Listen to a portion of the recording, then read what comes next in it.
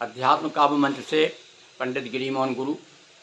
बंधुओं, जिन लोगों के नए मकान बन रहे हैं और पूर्णता की ओर है, जो गृह प्रवेश की लिए चिंतित हैं कि भाई गृह प्रवेश कब कराना चाहिए, तो आज मैं आपको बता दूं कि गृह प्रवेश के लिए कौन कौन से माह हैं बहुत ज़्यादा लाभप्रद हैं और कौन से महीने में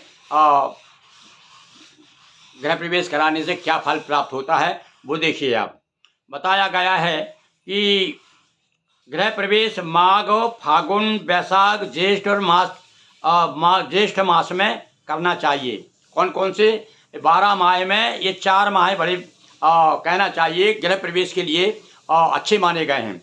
माघ का महीना, फागुन, बैसाख और ज्येष्ठ।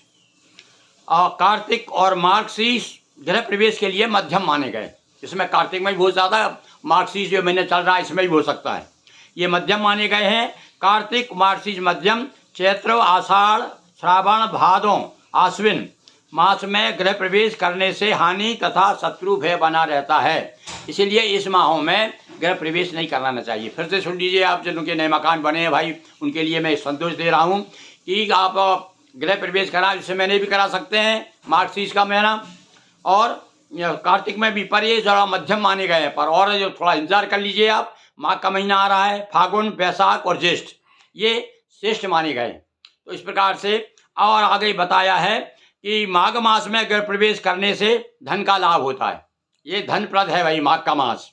और फागुन में गृह प्रवेश करने से पुत्र और धन की प्राप्ति होती। बैसाख मास में गृह प्रवेश करने से धन धान्य की वृद्धि। सबसे अच्छा महीना जो है बैसाख का माना जाता है। और ज्येष्ठ मास में गृह प्रवेश करने से पशु और पुत्र धन लाभ होता है।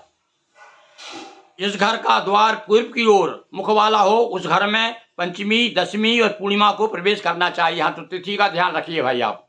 यदि आपके घर का दरवाज़ा जो है पूरब की ओर है, पूर्व की ओर खुलता है आपका घर का दरवाज़ा, घर पूरब की ओर है, तो आपको पंचमी, दशमी और पूर्णिमा इन तिथियों को कराना चाहिए। तो थोड़ा सा आप नोट कर लीजिए और पंडित जी से निवेदन करिए कि साहब इन तिथियों में हमें कराना है।